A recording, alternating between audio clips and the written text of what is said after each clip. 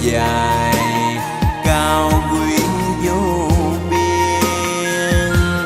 Đưa con về bên độ bình yên, lại kính em đềm theo tiếng chuông. Quy mệnh kim cương kết giới chúa, mật lì đế đại minh vương.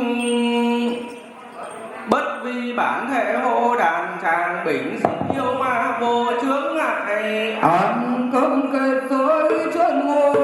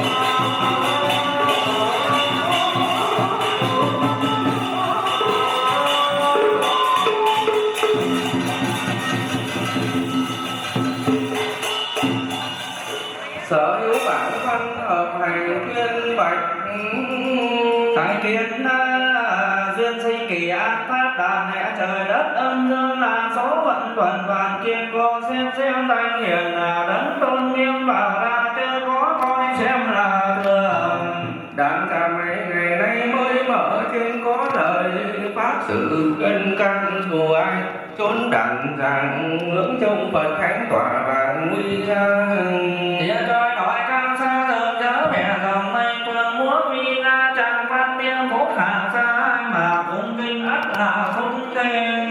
Nếu ngược lại coi xem phỉ bán lại ra điều khinh mạng tôn nhan luật trời tội ấy phải mang ăn chẳng tìm rõ ràng không sai.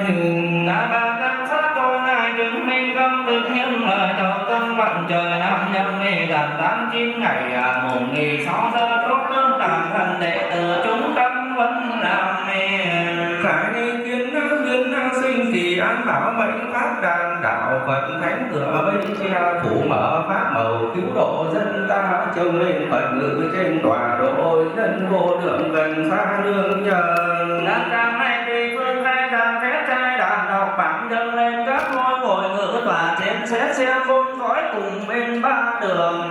Bốn phương trời phó cho thiên tướng hộ đàn chẳng sau trước lưu y kim cương tác tướng hộ chỉ thanh văn Bồ Tát cực tỷ trang nghiêm. Trên đường thiên hương bay chín mẹ các ngôi ngồi hoan hỷ vì trăm Phật trời trong phúc tuồng lâm báo nhiêu ba quy tiền sân có ngoài. Nãy đệ ni tử đồng thân xuống nặng đâm trai phúc hành đưa đến trong ngoài phúc thanh hai ngôi hiếu bản thương tình mấy lời tha thiết tấu dịch tính vận đời năm nhân gần tháng 9 ngày mùng 6 giờ hành động đệ tử chúng tâm vâng Nam mô Hộ Pháp Vi Đà Tôn Thiên Bồ Tát Ma Tát. Nam mô Hộ Pháp Tôn Thiên Bồ Tát Ma Tát. Chư thế đàn chẳng dĩ miền mình đăng chung dễ sao ra pháp nhạc phu trần ai nhang hóa điều thể đạo chẳng dĩ tập đại chúng ban hàng đệ tử chí thành nhất tâm cảm trách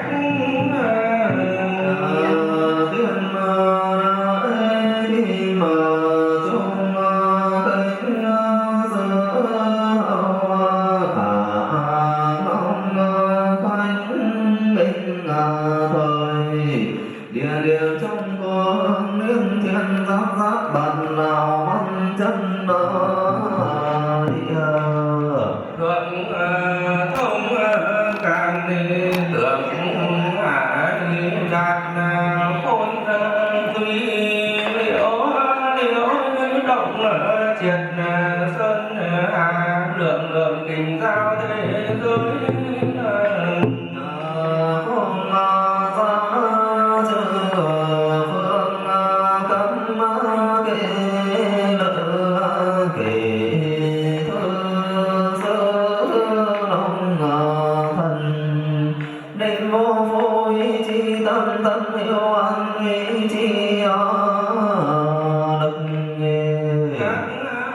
Sinh quan hỷ công chúng viên âm nghiêm chỉnh y quan tuân thừa Phật tổ. Như Lai giáo yêu an quý thổ địa long thần chân ngôn cẩn đương chỉ tụng Nhạc độc sơn xuyên chư linh huống tự gian phổ địa tối minh thần.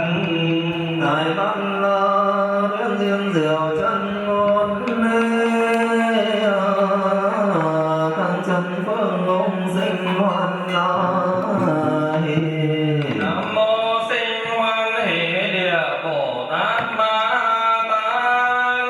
Nam mô sinh hoan hỷ địa Bồ Tát Ma Tát.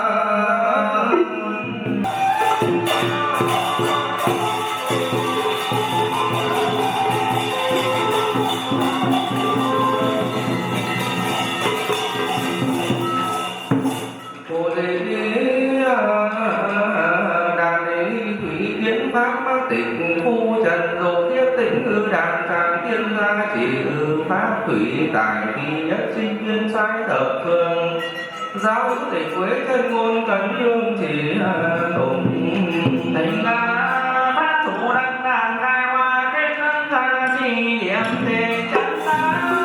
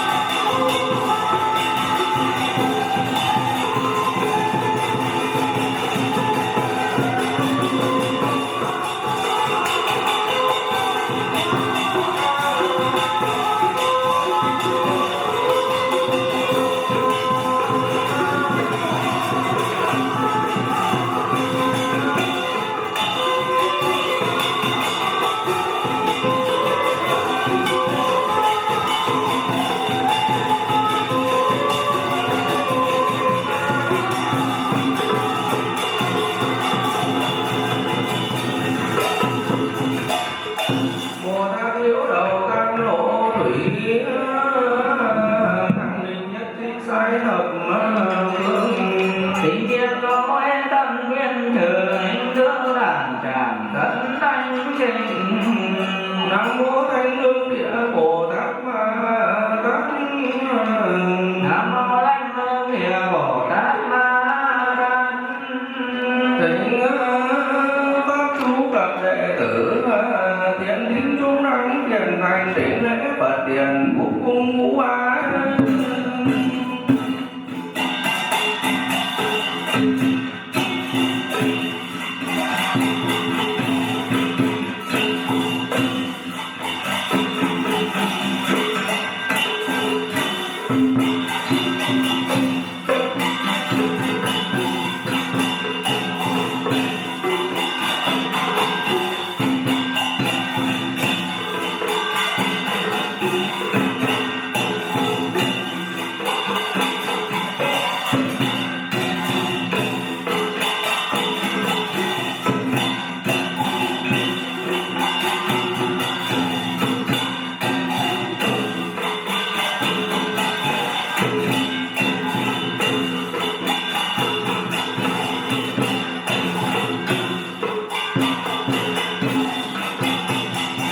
Thỉnh bắt chỗ bình tọa.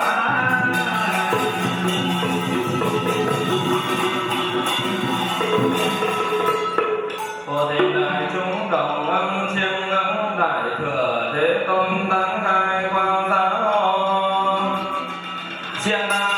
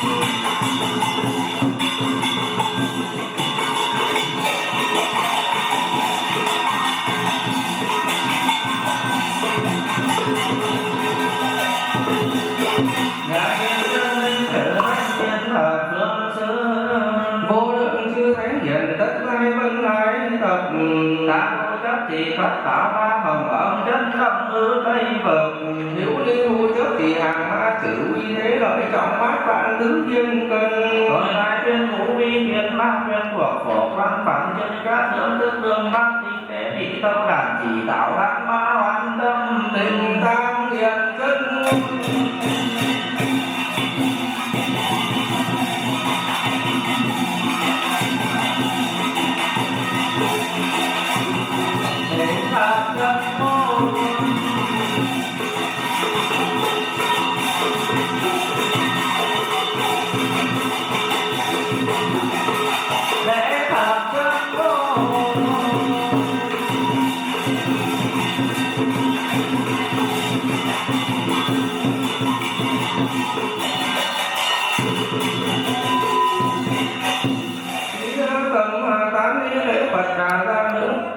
mê giác mê viên bản ni đức cụ ni thiên ni nhân ái nhiều người sư an á hồng phạm ni thánh đại tử phụ tổng chân giới đẳng tướng ni chất bi hóa phổ lý hữu cùng tam y tế thời hoành biến thập phương xứ chấn pháp lôi minh pháp lý khổ quảng ni diễn á quyền thực kỳ giao an á hồng đại khai phương tiện lộ nhờ quy năm chiêu thiền chiêu người nhờ khổ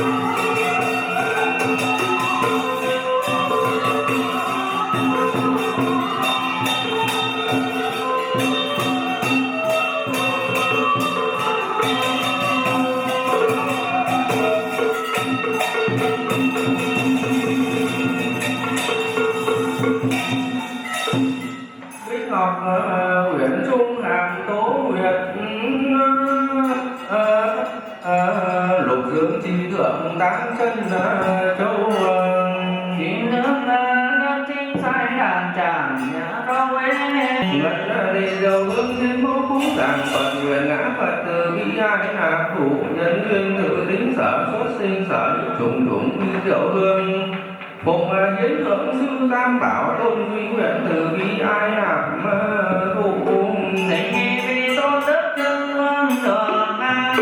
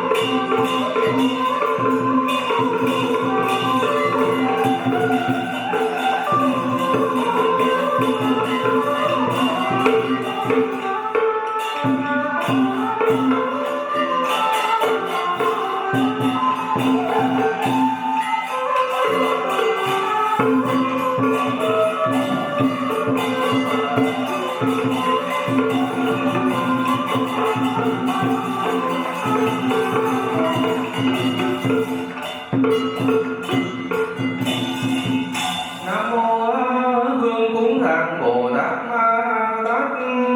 Nam mô Hương cúng thằng Bồ Tát Ma Tát. Ngất lý diệu hoa thiên mẫu cúng thằng Phật nguyện ngã Phật từ bi ai nạp thủ nhân duyên tự đến sở xuất sinh sở hữu chủng chủng vi diệu hoa phụng hiến thượng sư tam bảo tôn duy nguyện từ bi ai nạp thủ Thỉnh nghi tôn đức chân hoa đường hiến.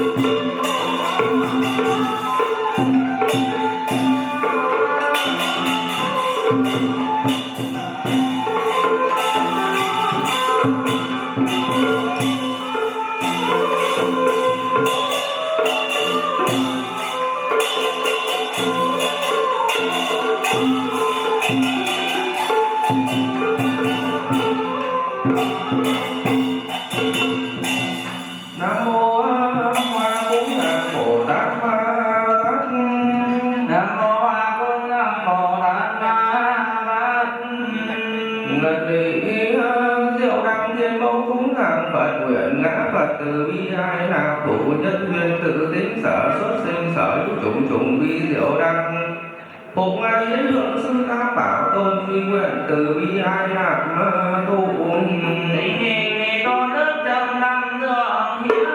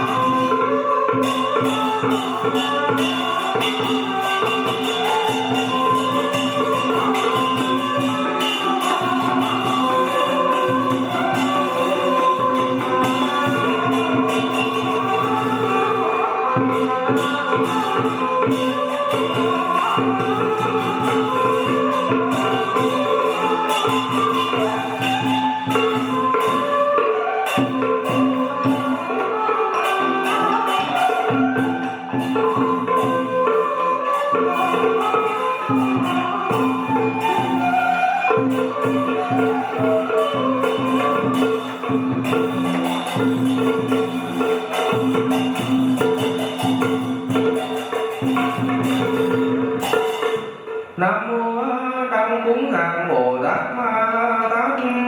Nam mô Đăng Cúng Hàng Phật Bồ Tát Ma Tát. Ngất ra ni diệu trà thiên mẫu cúng giảng Phật nguyện ngã Phật từ bi ai lạc thủ nhân duyên tự tính sở xuất sinh sở hữu chủng chủng vi diệu trà. Cùng ngày chiến thượng sư tam bảo tích vi gần từ bi ai lạc ma tu cùng. Ni vì tôn đức chân ca đường hiến.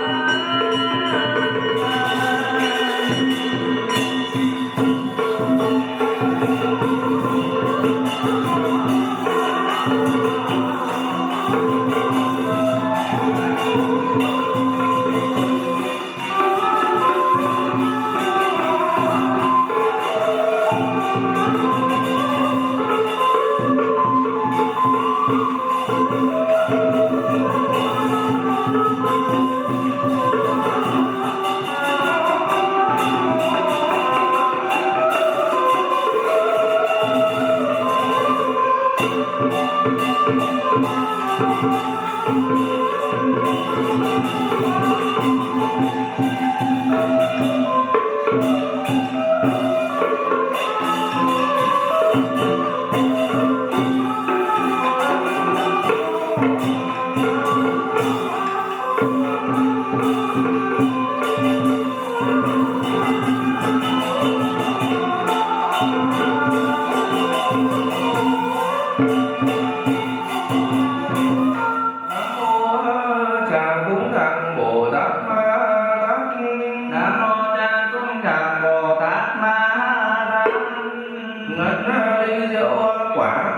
cúng thằng Phật nguyện ngã Phật từ bi ai làm tù nhân duyên tự tính sở xuất sinh sở hữu chủng chủng vi diệu quả phụng hiến thượng sư tam bảo tôn duy nguyện tự ai làm thủ tình ai vì con đất từng qua đường hiến.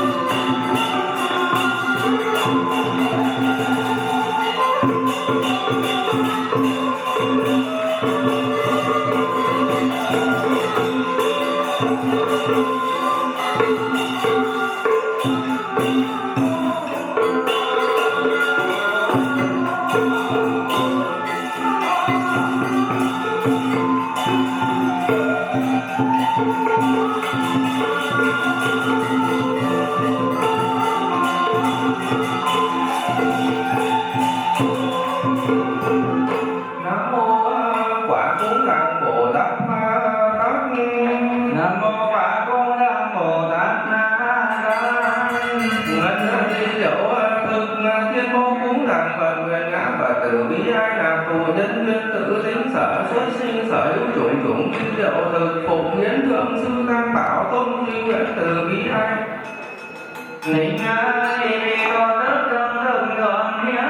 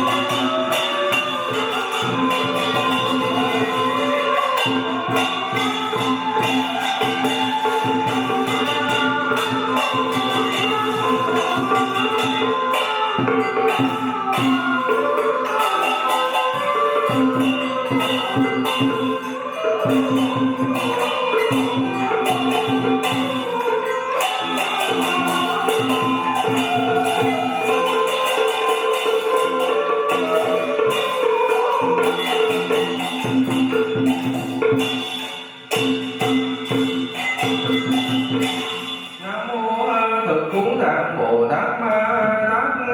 Nam mô Thực Cúng Đặng Bồ Tát Ma Tát. Nam Kim Hùng Phen Cam Lô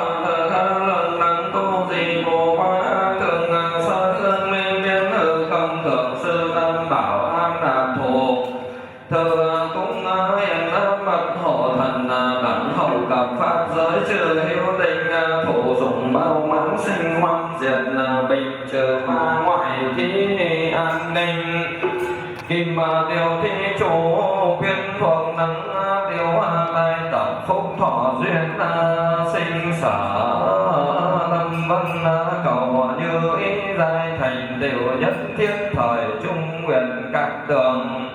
Nam mô Phổ Cúng Dường Bồ Tát Ma Ha Tát. Nam mô Phổ Cúng Dường Bồ Tát Ma Ha Tát. Nam mô Phổ Cúng Dường Bồ Tát Ma Ha Tát. Nhất tâm phụng thình tấn hư không biến pháp giới vì trần sát thổ trung trừ Phật pháp tăng kim cương bật tích hộ pháp thần vương thiên long bát bộ bà la môn tiên trung duy nguyện bất vi bản thể lòng mặt nêu tình cử nhà chim thời lai lập pháp bội hương hoa thịnh ấy hình nhớ tâm phụng thịnh chúng sinh độ tận phương chứng bồ đề địa ngục đi không thể bất thành phật tu minh giáo chủ ban tôn địa tạng vương Bồ Tát Di nguyện bất đi bản thể lẫn bất tu sinh độ chân chim thời lai lập pháp hội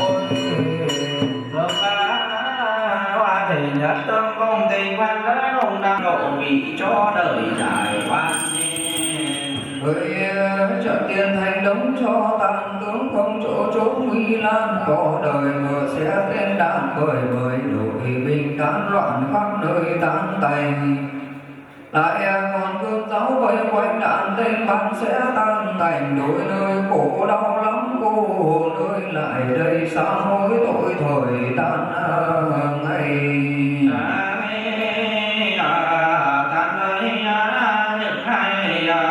những ai sinh trốn phương quan trung tâm văn hóa mãi hang quê người trai tài gai sắc những ai bán làm tôi tớ cho người phương xa.